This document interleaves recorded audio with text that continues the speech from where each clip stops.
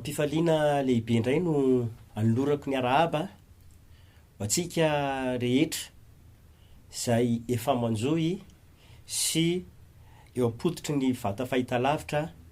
anaraka indray izao fotoam-bavaka izao. Mirary ny fitahin'Andriamanitra manokana ho atsika tsiray avy mitenako. Eny, na aiza amin'izao fotoana izao ny toerana izay ahitanao ahy dia manonona ny fiadanan'Andriamanitra feno sy ny fahasoavan'Andriamanitra ary manonona firarian-tsoa ho an'izay ao anatiny ataoko hoe ady na olana lalovana ary mirary anao salama ihany koa ny tenako izay tody tsy fahasalamana ankehitriny. Ka ny voninahitra, ny haja, ny dera sy ny fankasitrahana dia ho atolontsika ho an'Andriamanitra ray sy zanaka ary ny fanahy masina. Ho amintsika rehetra ny fiadanan'Andriamanitra feno avy amin'ny Jesosy Kristy Tompo. Koa amin'ny alohan'ny fotoana dia iaraka ivavaka isika ametraka ny fotoanantsika rehetra indray eo am-pelantanan'ilay Andriamanitra raitsotoa. Ry Tompo Andriamanitra rainay rainay mahefa ny zavatra rehetra ianao lay rainay tamin'ny alalan'ny finoanay an' Jesosy Kristy Tompo. Misaotra anao zay androany fa mbola notantaninao sy notahinao ka nataonao mbola velonay na somatsara ka iaraka ifampivavaka indray amin'ny alalan'izao fandarana izao. Ka dia apetraka feno telan-tananao Andriamanitra ny fotoana rehetra ary mangataka ny fanahy masina ako hitarika anay, ampahery anay ary ihany hiasa ao anatin'ny fotoana rehetra izay irahana indray ao anatina minitra vitsy. Andriamanitra, ao koa tanteraka aminay ny sitraponao androany ka hiasa amin'ny fiainanay manontolo ianao amin'ny anaran'i Jesosy Tompo. Apetraka eo tanan'Andriamanitra indray ny fotoana. Amen. Eny ary tompoko, misaotra ny tompo lehibe tsika ny amin'izay fotoana nahafahantsika indray ny vavaka izay. Koa andeha dia iroso avy hatrany amin'ny fitondrana ny afatra ny tenin'Andriamanitra ny tenako ankehitriny. Androany tsika dia manana loha hevitra anankiray manao hoe mila mandresy ny herin'ny tahotra. Izay indray zany no loha hevitra ianarantsika amin'ity anio ity. Mila mandresy ny herin'ny tahotra. Koa melohany hitondrako fanazavana fohy ary ny amin'izay loha hevitra izay dia andaotsika andeha amaky soratra masina mba tsy hoe ny herin'ny tsaiko na ny fahalalana maha-olombelona fotsiny no andeha hozaraiko amintsika fa ho toanantsika amin'ny alalan'ilay tenin'Andriamanitra izay teny tsy mety levona mandrakizay ny afatra ny tenin'Andriamanitra ary. Koa ao am-panjaka faharoa toko fahaenina dia manomboka 120 faranantsika 120 ihany angambany fa azavaiko fohifohy zay rehetra tranga natao aloha na ao aorianan'io teny vakitsika eo. Panjaka faharoa toko fahaenina eo amin'ny 120 ary faranana 120. Toy izao ary no vaky ny tenin'Andriamanitra amin'ny anaran'i Jesosy Tompo no amakiko azy. Dia sosotra indrindra ny fon'ny mpanjakany Siria noho izany zavatra izany ka niantsony mpanompiny izy ary nanao taminy hoe tsy ambaranareo avy izay eto amintsika momba ny mpanjaka ny Israely. Ary ny mpanompiny anankiray tsy misy ry mpanjaka tompoko fa Elisa mpaminany ao amin'ny Israely ihany no milaza ny mpanjaka ny Israely na dia izay teny lazainao ao an-trano fandrinao azy. Ary ny mpanjaka andeha izao izay itoerany mba anirahako hisambotra azy ary nolazainy taminy hoe indro ao totana izy. Ary dia nampandeha soavaly sy kalesy ary miaramila be hoany izy. Koa tonga alina ireo ary namididina ny tanàna. Ary rehefa ny fomaraina koa ny zatovo lehilahin'Andriamanitra ka nivoaka dia indreo nisy miaramila sy soavaly ary kalesy manodidina ny tanàna. Dia hoy ilay zatovo taminy, indrisy tompoko, ahoana no ataotsika? Ary hoy Elisa, aza matahotra fa ny momba antsika dia be noho ny momba azy. Ary Elisa nivavaka hoe, Jehova mifona aminao ahoko, ampahirato ny masony mba hitany. Ary Jehova nampahiratra ny mason'ilay zatovo. Ary dia nahita izy ka indro ny tendrombohitra feno soavaly sy kalesy afo mandidina ny Elisa. dia nidina nakany aminy ireo, zany hoe ireo lay mpanafika na ny fahavalo, ary elesa ny vavaka tamin'i Jehova ka nanao hoe mifona aminao ahako, ataovy manjambena ireto olona ireto, ary dia nataony manjambena ireo araky ny tenin'ny Elisy. Atreo ihany no faranantsika ho vakina hoy aho, dia mazava be zany androany fa tsy maintsy araky le loha hevitra hoe mila mandresy ny herin'ny tahotra izay manjoa atsika na mamatotra atsika isika. Ka anio ny tenako de hitondra hafatra fohy atsika hoy aho momba ny atao hoe mila mandresy ny herin'izany tahotra izany. Ny antomantsy de izao, anisan'ny tena azo lazaina fa ity tahotra ity dia hery anankiray mampahory olona maro be am'izao vanim-potoana misy atsika izao. Mampahory olona maro be ho ihany itahotra, ary tena hita hoe voafatotra ny eo ny akamaroan'ny olona, ka indraindray tonga ny fakoviana, tonga ny famizam-poa, ary ohatrany tsy mananteny ho tafavoaka intsony manoloana ny zava-misy na trangam-piainana izay tena mamatotra azy. Ka andeha ary fakafakay fofo de izao, tena misy tahotra io ary hita hoe manageja lehilahy sy vehivavy maro tokoa eto ambony tany, averiko tsara. Ery tena misy tahotra io ary hita hoe manageja lehilahy sy vehivavy maro tokoa eto ambony ty tany izay fandalovantsika ity am'izao vanim-potoana izao. Maro ny lehilahy ary maro ny vehivavy tena miaina ao anatina tahotra am'izao fotoana izao, ary tsy fidianana sarangan'olona izy io, tsy fidianana ny keo tanora sa olon-dehibe, tsy fidianana ny keo manam-pahaizana sa tsy manam-pahaizana, fa saika izao maro be ny olona no gejainy sy fantorana zany atao hoe herina tahotra izany am'izao vanim-potoana misy atsika izao. De ny fanontaniana mipetraka voalohany ary didi hoe avy aiza marina ary ny loha rano ny avirin'le tahotra e, avy aiza izy io, fa naninona ny tonga tao anatin'ny olona ny tahotra, maninona ihany koa ny manageja sy mamatotra fiainan'ny olona maro ny tahotra, avy aiza ny aviny, avy aiza ny loha rano ny ipirany. Tsy maintsy makany am'izay aloha tsika mba hahafahantsika tena hoe mafantatra ny tokony atao sy mahita ny tokony atao, ary ahafahantsika mandresy an'ilay tahotra izay mamatotra ny fiainan'ra olombelona. Avy aiza marina moa ny tahotra, na hoe avy aiza ny loha rano ny avian'ny tahotra. Voalohany ary amaliko izany de ity, ny tahotra de tonga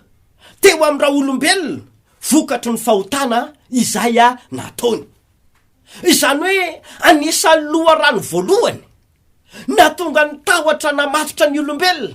natonga ny tahotra ihany koa nanageja ny fotsika zanak'olombelona, de vokatry ny fahotana izay nataotsika zanak'olombelona ihany no natonga ny tahotra manafika sy namatotra antsika.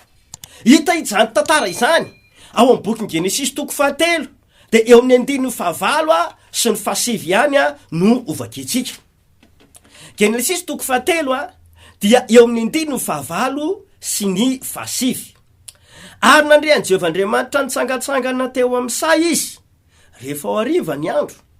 ary raha lehilahy sy ny vadiny miherin'ny tavan'i Jehovah Andriamanitra tao anatin'ny hazo tao amin'ny sa. Ary Jehovah Andriamanitra dia niantso an-dra lehilahy ka nanao taminy hoe aiza moa ianao, de hoy izy nandreanao tao amin'ny sao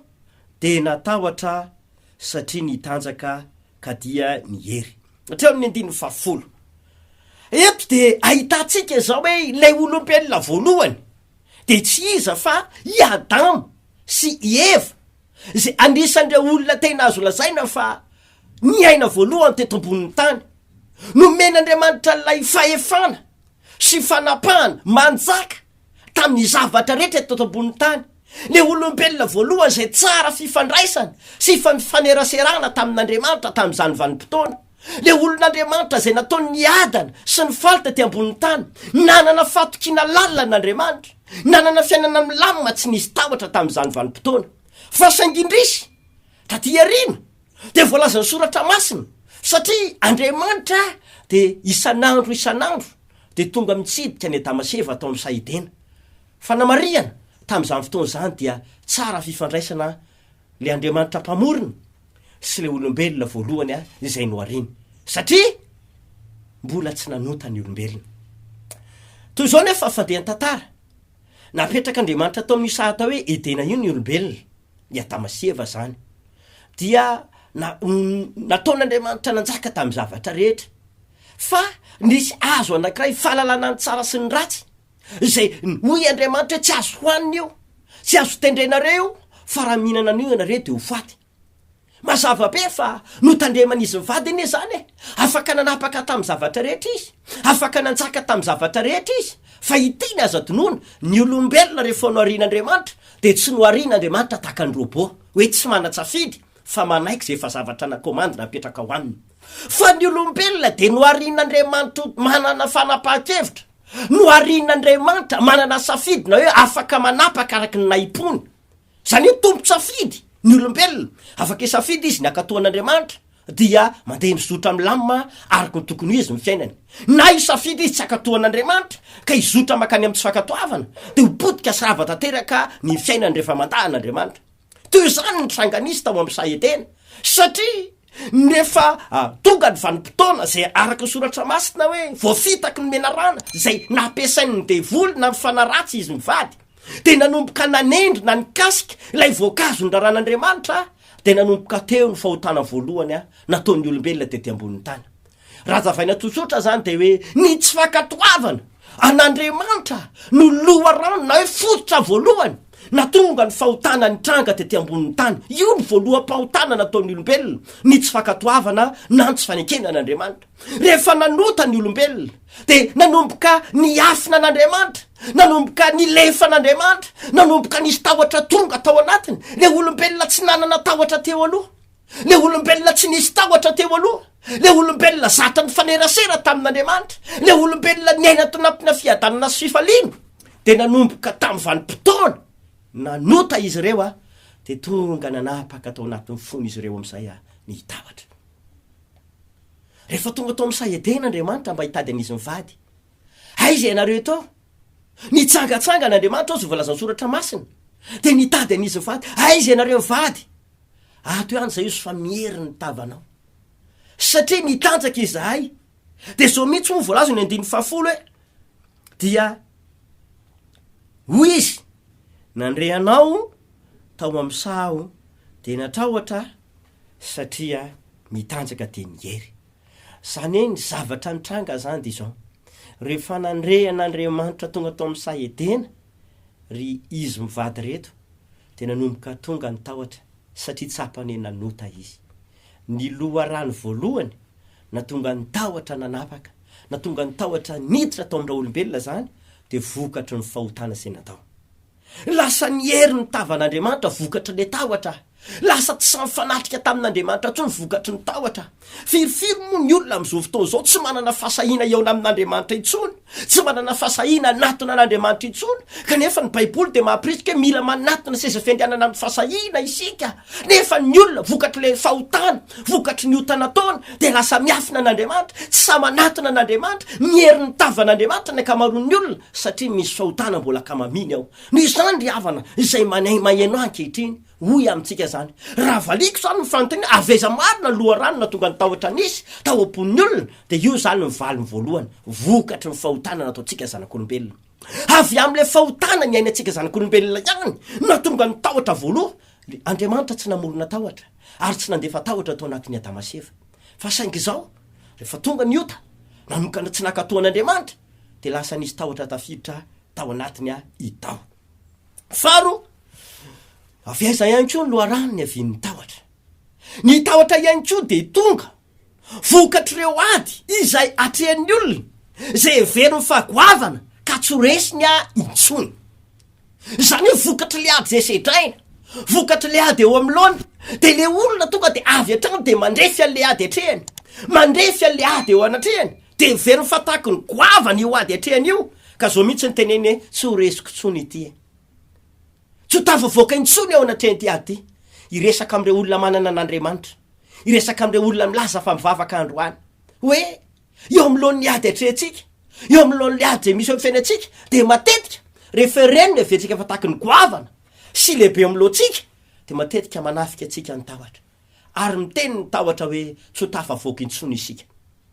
satria vetsika efa tahaky ny lehibe kanefa ny androany de hitondra hafatra foianao ahako tsy misy lehibe no Andriamanitra izany ene averiko tsara tsy misy ady lehibe no Andriamanitra izany tsy misy ady lehibe mihoatra n'Andriamanitra izany te hiteny aminao aho zany mbola goavana lehibe loatra Andriamanitra manona ny oady etrehanao io raha miohatra ny oady ze misy amin'ny fiainanao io fa maninona le ady ny fiainana fitaky ny goavana ka tsy resy no intsony ny ady etrehan'ny olona zany matetika rehefa iveriny fa tena hoe ngeza tsy ka tsy ho tafavoaka mintsony de mitondra tahotra sororo eo am'lona tsy hafa e tahaky le tantara ao amin'ny Samuela voalohany a toko fa 17 manomboka ny 14 ka hatramin'ny 19 Samuela voalohany toko fa 17 a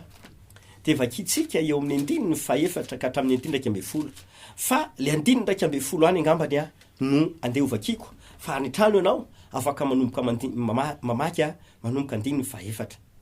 ary raha reny Saul sy ny Israely rehetra izany tenin'ilay Filistinina zany de nivadi-po izy a ka raiky tahotra loatra aitsika tsara angamba ty tantara ty hoe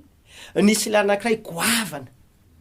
niady na hoe niatsiady tamin'ny zanak'Israely a sy Isaoly mpanjaka ny ary miaramila rehetra teo ambany fitantanany rehefa tonga ty lehilahy goavana teo Goliata ity dia niatsiady mitabataba isa maraina tao anatina 7 andro de tonga teo am'lony zanak'Israely teo am'lony Saoly mpanjaka sy miaramila amin'ny fony Goliata ka mitabataba sy miteny avoay aingana zay ady amiko fa raha resinareo izahay de manomboka ho mpanomponareo fa raha resiko kosa zay olapedinareo anay io de ho mpanomponay ny Israely de ozy ny soratra masina eto vokatry io ady natrehany vokatry io ady eo am'lony zay ny veriny olona fataky ny goavana ka tsy ho resiny intsony de nanafika atao anatin'izy ireo ny tahotra tonga nanapaka atao anatin'izy ireo ny tahotra ka tsy nanantena ho tafavoaka intsony izy tsy nanantena andresy intsony izy tsy nanantena ho tafita intsony izy eny na de olon'Andriamanitra aza na de mpanompon'Andriamanitra aza ry Saoly na de olona tena miankina tamin'Andriamanitra ary Saoly teo am'lony le ady zay natrehany de tsy nanantena andresy izy a fa neveno ny falehibe loatra ny ady a izay a nisy ary zay ndry raha toy izy atsika ary tantara io rehefa nisy le anankiray atao hoe Davida inge ka hiady tamin'ny i Goliata de zo mihitsy moa fiteniny Saoly mpanjaka tamin'ny Davida hoe sy toanao manaka niady amin'ny Goliata io tsy nanantena ho tafavoaka intsony izy firifiry amitsika moa am'izao fotoana zao olon'Andriamanitra firifiry amitsika moa am'izao fotoana zao ao anatina ady no tsy manantena intsony tahako ny rezy tsy miady iveriny fa tahako ny tena mafy ny ady etrehanao tsy ho tafavoaka intsony no fiveranao anao satria misy tahotra avelanao anapaka sy feo anatinao ao ny tena izy ry havana ty zao raha mbola eo anatren'Andriamanitra ianao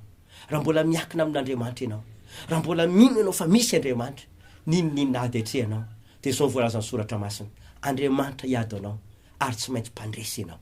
tsy maintsy tafavoaka ianao io am'lohan'ny oady zay etrehanao io tsarovy ry hava malala amin'ny tompo fa ninonina ady misy raha tena miso matoky an'Andriamanitra ianao de tsy maintsy ho tafavoaka eo lohan'ny oady io tsy misy ady ka hoe ho lehibe no Andriamanitra izany fa le Andriamanitra toriko amitsika eto le Andriamanitra zay mampitondra tegna eto de izy le Andriamanitra lehibe sy avy indrindra ny lanitra ny seza fiandrianana ary ny tany ny toerany tongony fa i Saoly de nanomboka nandrefo hoe ngeza nge le Goliata goavana loatra nge le Goliata de natahotra izy ireo eny ka na de nisy olona nanana fasahina hiady tamin'ny Goliata azy de zao ny ferany no rarany no sakanany tsy toanao ry Davida niady am'izany Goliata zany a efa tena enjany io efa mpiady efa ela io mipetra tsara ianao zany hoe na de nisy olona natoky niaraka tamin'Andriamanitra azy de ny fitenena ny Saoly de hita miariary hoe manakeja anazy loatra ny tahotra ary zay na tonga soratra masina ny teny ndraiky amby folo hoe nivadi-po izy ireo a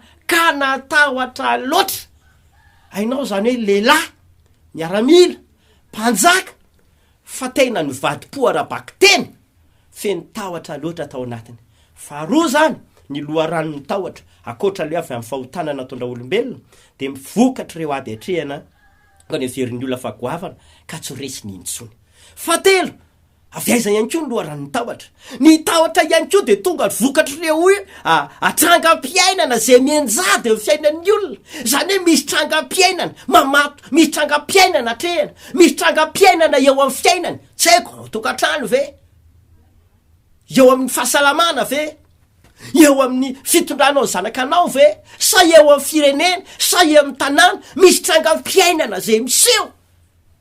avy any any koa ny tahotra no manafika hitatika zany amin'le filazantsara marika toko faefatra andininy fahadimy amby telopolo fa eo amin'ny andininy fahasivy amby telopolo sy nefapolo de mazava mihitsy hoe fa maninona ny sary tahotra ianareo Jesosy tsy mbola manam-pinoana ihany va ary natahotra indrindra izy ireo ka nyresaka hoe fa izy ary ty Jesosy ty fa nanrivotra sy ny ranomasina aza manaiky azy zany hoe matetika zany ny tahotra de tonga ihany koa ana hoe miseho manakejo am-pon'ny olona amin'ny fotoana misy trangam-piainana miseho eo amin'ny fiainana ka ahoana azy no ataotsika ka hoe amintsika tonga manatrika miaino amin'izao fotoana izao hoe tsisy trangam-piainana tsy voavahan'Andriamanitra zany raha tena matoky an'Andriamanitra isika fa ahoana ny tokony andresentsika an'le tahotra ary ahoana na tonga tsika tsy voavato io tahotra io ahoana na tonga tsika tsy ampaorino ny tahotra andro manalina kanefa mba nataon'Andriamanitra iaina sy andalo eto amin'ity tany fandalovana ity voalohany mila tena mahalala an'Andriamanitra sy ny heriny aloha ianao tsy afaka horesin'ny olona ny tahotra ary tsy afaka hiala anatin'ny olona mihitsy ny tahotra raha tsy tena feno fahalalàn'Andriamanitra ary feno fahalalàna ny atao herin'Andriamanitra aloha le olona noho izany fampirisihako de hoe fataro iza marina moa i Andriamanitra izay toriko amintsika io iza marina le Andriamanitra lehibe ny Andriamanitra jereo ny hery hafana rehefa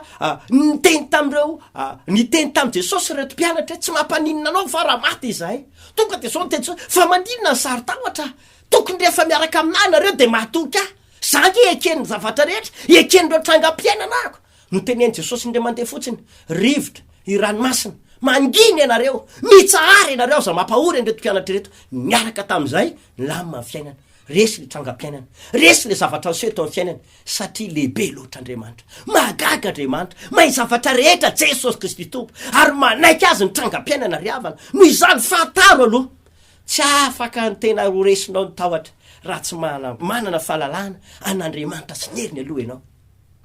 manino ianao tady ampori'ny trangam-piainana io manino ianao tady horesiny io ady io fataro izy Andriamanitra manahoana ny heriny io nareo tranga-misy amin'ny fiainanao fa rehefa fantatrao Andriamanitra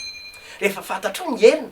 de tsy misy trangam-piainana afaka ampahory ianao tsy misy tsy horesinao zany fa tena ho tafavoaka ianao faharoa manarakaraka izay ny tokony ataotsika andresena an'le tahotra hoe ahoana ianao fanamandrisy ny herin'ny tahotra mila manana finoana ianao moa Jesosy tamin'ny mpianana tsy mbola manam-pinoana ihany va ianareo zany hoe reto olony reto zany misy olona zany milaza fa hoe mivavaka mitrapiangona mety manana andraikitra amin'ny toeram-pivavahana fa misy olona milaza fa tena oatra mihitsy fa rehefa miseho ny trangam-piainana de tsy mana-finoana ho tafavoaka akory izy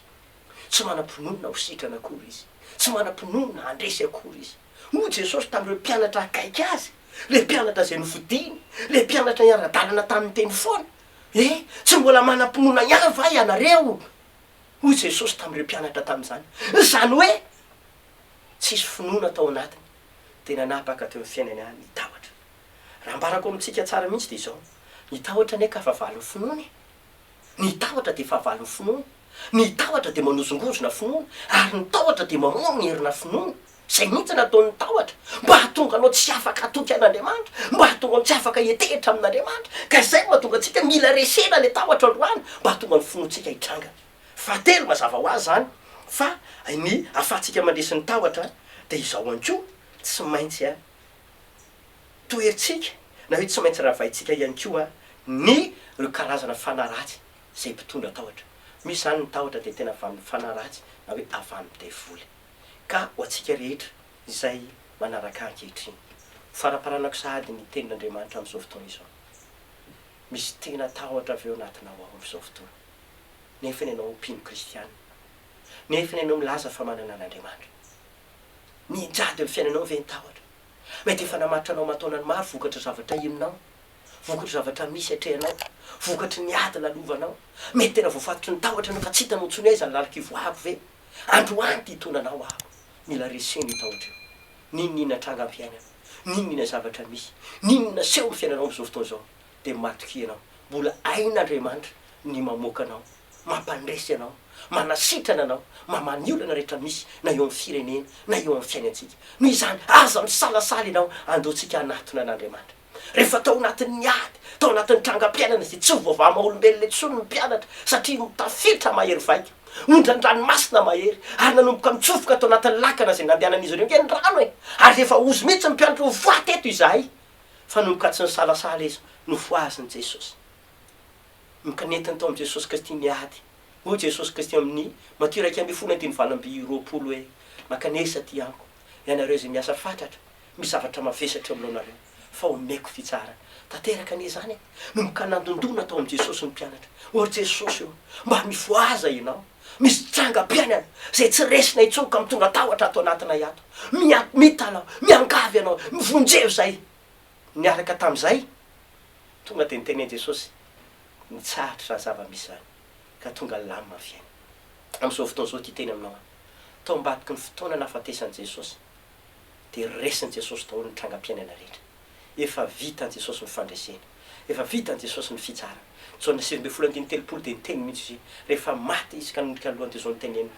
vita, efa vita, mandray sisa ianao. Mila mino an'izany ianao hoe efa raisiko sisa ny fandreseko, raisiko ny vahaolako, raisiko ny fanasitranana, misy trangam-piainana maro. Tsy famonjena ny fanatsika ihany natongavan'i Jesosy teto ambony tany. Fa zao ny tenin'ny Jaona 4:10 tapany faharoa, zaho avy hananan'ny olona fiainana be dehibe, tsy fiainana anankiray, tsy famonjena ra-panahy ihany natongavan'i Jesosy, tsy ho famonjena ny fanahy sy ny fanavotana ny fanatsika ihany natongavan'i Jesosy, fa vita ho izy, tonga fiainana be dehibe izy. Mila makao amin'i Jesosy ianao nany. Maro ireo olona ny fiahona taminay, tena fatora ny fanaratsy tao natahotra, tsy sananao zavatra intsony, tsy sananao dingana intsony, tsy sanana tena andresy intsony, tsy sanana tena ho sitrana intsony, fa isaorana n'Andriamanitra lehibe. Maro be mihitsy ireo olona rehefa resy ny fanantahotra, voatosika ny fanavitondra tahotra, nanomboka nisy finoana tao aminy, de nananteny indray ny olona fa ho tafavoaka, sitrana, mivany olana. Ary am'izao fotoana itenanao aminao zao, maro ireo olona manovo fitsoravavim-belona miresaka aminay hoe tena nofinoky sy nifatikiko an'Andriamanitra, nomboka nandreny tenin'Andriamanitra izy, de isaorana ny tovavela ny finoany, ary afaka izy, sitrana izy, mivany olana, ilama ny tokantranony, naomboka teo amin'ny fiainana, sananao zavatra ngeza be indray, ary nomban'Andriamanitra sy nitahin'Andriamanitra izy. Anjaranao zao, hoy aminao, anjaranao zao, tsy maintsy resy io tahotra io, aza vela mamatitra anao zany io, fa mandaingy io tahotra io, mandaingy io tsy sitrana ntsony ianao, mandaingy io tsy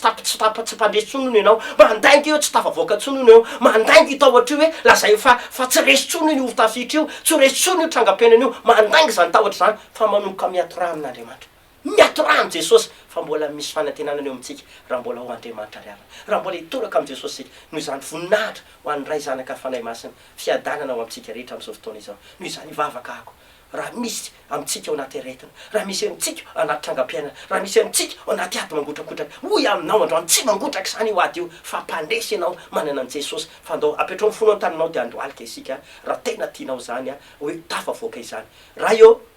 amin'ny anaran'i Jesosy, mivavaka ho an'ireo olona azo anaty trangam-piainana mampahory azy, very fa tsy tafavoaka intsony izy. Mivavaka ho an'izay marary, mivavaka ho an'izay manana olana, mivavaka ho an'izay anaty ady mamindra fo aminy ianao Tompo, amin'ny anaran'i Jesosy Kristy Tompo. Ninona tahotra mampiroro, ninona tahotra mampahory ny olona amin'izao fotoana izao ka manozongozona ny finoana ao anatiny. Potehiko amin'ny anaran'i Jesosy Kristy Tompo, ny herin'ny tahotra, raha vaiko ny herin'ny tahotra, miala ny fahavalo mpitondra tahotra, miala ny fahavalo mpitondra tahotra, miala ny aretina, miala ny olana, miala reo ady rehetra, reo trangam-piainana mampiroro azy. Foanako amin'ny anaran'i Jesosy Tompo izany, raha vaiko amin'ny anaran'i Jesosy Tompo izany, mitsahatra ny olana, mitsahatra ny tafitra amin'ny anara maherin'i Jesosy. Tonoko fa sitrana zay marary amin'ny anaran'i Jesosy, tsy ny aretina ny tompony teny farany, tsy izay eniny ny tompony teny farany, fa le Andriamanitra velona mandrakizay amin'ny anaran'i Jesosy Kristy Tompo. Didiko ny tahotra sy ny ororo, ary alefako ny fanasitranana, ho afaka ny olona, voatazo olona rehetra manaraka azy ao amin'ny anaran'i Jesosy, voatako ny firenena malagasy. Ninona karazana tafitra ratsy mampahory ny firenenay, didiko amin'ny anaran'i Jesosy hitsahatra, miala amin'ny anaran'i Jesosy Tompo izany, voatazo ny firenena izao, eo pelatan'Andriamanitra velona amin'ny anaran'i Jesosy Kristy Tompo. Amen. Eny tompoko, melohan'ny anaovako velomanao de